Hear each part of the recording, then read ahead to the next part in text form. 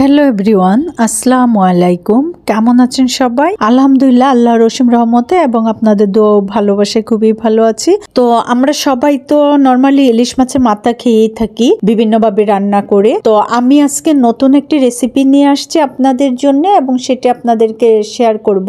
এই রেসিপিটি দেখতে যতটা লোভনীয় ততটাই খেতে মজা। তো চলেন দেখে নেই আমার এই নতুন রেসিপিটি করতে কি কি লাগছে এবং আমি কিভাবে করছি। তো মেইন উপকরণ, আমি ইলিশ মাছের 7টি মাথা নিয়েছি এবং একটি লেজ ও পিস নিয়েছি। এটা আমার ছেলে স্পন্দন মাথা খায় না, তার জন্য।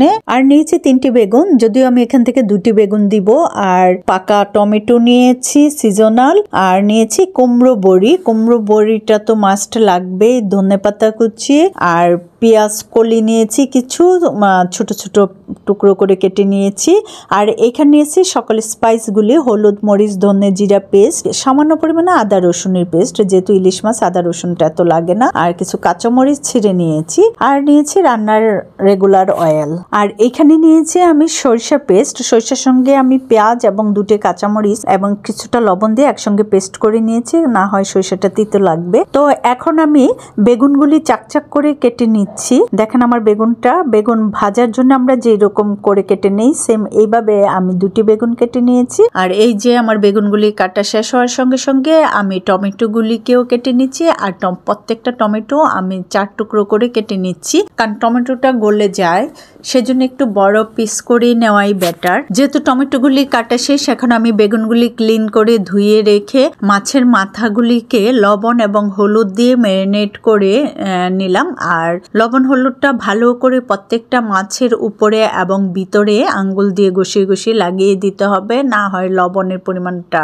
কম হয়ে যাবে। আর মাছটা ম্যারিনেট হয়ে গেলে একই প্রসেসে আমি বেগুনগুলিকেও নুন এবং হলুদ দিয়ে একইভাবে ম্যারিনেট করে রেখে চলে আসলাম বার্নারে আগে থেকে একটি ফ্রাই প্যান বসিয়ে রেখেছিলাম, তো বার্নারটা অন করে দিলাম, দিয়ে রান্নার রেগুলার অয়েল দিয়ে দিলাম। এখানে অয়েলটা বেশি দিব, কারণ মাথা এবং বেগুনগুলিকে ফ্রাই করে নিতে হবে।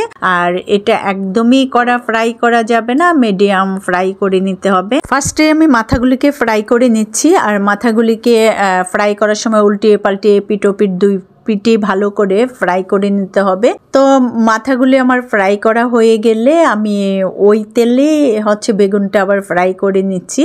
আর বেগুন ফ্রাইটা আসলে ইলিশ মাছের তেলে খুবই মজা হয়। নর্মালি যদি বাসায় কখনো ইলিশ মাছ ফ্রাই খান, তাহলে ওই তেলেই একটু বেগুন ফ্রাই করে নেবেন, দেখবেন যে এই বেগুন ফ্রাইটা খুবই টেস্টি হয়, ইলিশ মাছের একটা ফ্লেভার আসে। তো আমি আজকেও ইলিশ মাছের মাথা ফ্রাই করার পর যে অয়েলটা থেকে যাবে, তার মধ্যেই আমি বেগুন এবং কুমড়ো বড়িটা ফ্রাই করে নিব। ইলিশ মাছের সবগুলি মাথা ফ্রাই হওয়ার পর নামিয়ে নিয়ে ওই অয়েলেই একই প্রসেসে বেগুনগুলি এপিট ওপিট দুপিটেই মিডিয়াম ফ্রাই করে নিয়েছি, মানে 50 থেকে 60% ফ্রাই করে নিয়েছি। তো বেগুনগুলি নামিয়ে নিয়ে ওই অয়েলের মধ্যেই আমি কুমড়ো বড়িটাও ফ্রাই করে নিচ্ছি। আর কুমড়ো বড়িটা দেওয়ার পর অনবরত নাড়তে হবে, না হয় কুমড়ো বড়িটা পুড়ে যেতে পারে। তো কুমড়ো বড়িটাকে ভালো করে ফ্রাই করে ওই বড়িটাও আমি তুলে নিলাম। এই কুমড়ো বড়িটা পাবনা থেকে এনে দিয়েছিল আমার ফ্রেন্ড ফারজানা। কুমড়ো বড়িটা খুবই টেস্টি এবং ভালো। তো আমি এখন কুমড়ো বড়ি তুলে নিয়ে ওই অয়েলের মধ্যে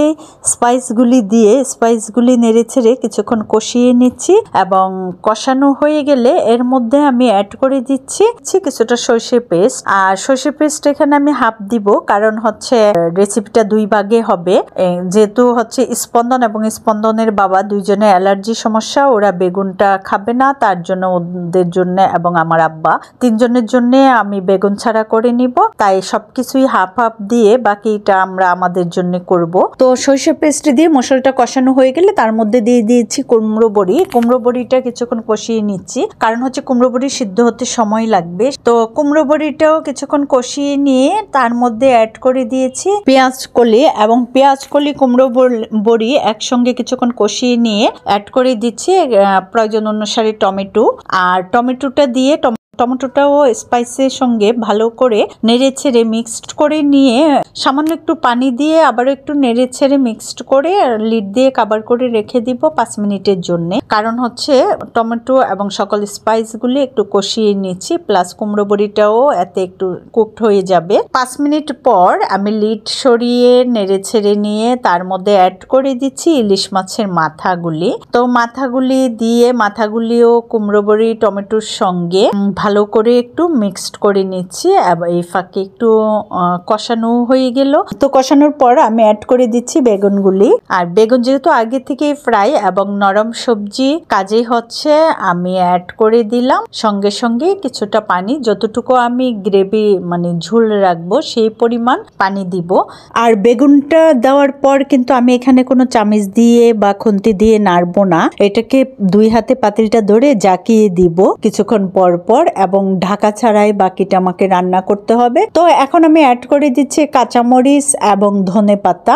ইলিশ মাছের সাধারণত ধনেপাতা খাওয়া হয় না, কারণ সবাই বলে যে ইলিশ মাছের ফ্লেভার চলে যাবে, কিন্তু যখন আমি বেগুন দিয়ে এই রেসিপিটি করব তখন অবশ্যই ধনেপাতা দিবেন, তাইলে এর ফ্লেভারটা আরো ভালো আসে। তো ধনেপাতা কাঁচামরিচ দেওয়ার পর আমি লিড দিয়ে কভার করে রেখেছিলাম 2 মিনিটের জন্য, জাস্ট বলক আসা পর্যন্ত। বলক আসার পর লিড সরিয়ে আমি আরো 5 মিনিট কুকড করে নিচ্ছি এবং কিছুক্ষণ পর পর পাতিলটি ধরে জাস্ট নাড়িয়ে দিয়েছি, কারণ এখন আর চামচ ইউজ করা যাবে না। তো আমার রান্নাটা সম্পূর্ণভাবে কমপ্লিট। এখন আমি একটি সার্ভিং ডিশে নিয়ে আপনাদেরকে দেখাচ্ছি যে কতটা লোভনীয় হয়েছে, আর দেখেই কিন্তু বোঝা যাচ্ছে যে এর টেস্ট কতটুকু, মানে খুবই মজার একটি রেসিপি। আপনারা করে খাবেন, এবং আমার এই রেসিপিটি যদি আপনাদের ভালো লাগে তাহলে লাইক, লাভ এবং ওয়াও দিতে ভুলবেন না, প্লাস কমেন্টও শেয়ার করবেন এবং ইউটিউবে গিয়ে সাবস্ক্রাইব করে দিবেন। তো এই পর্যায়ে আমি আপনাদের কাছ থেকে বিদায় নিয়ে নিচ্ছি। আল্লাহ হাফেজ, বাই বাই, ভালো থাকবেন সবাই।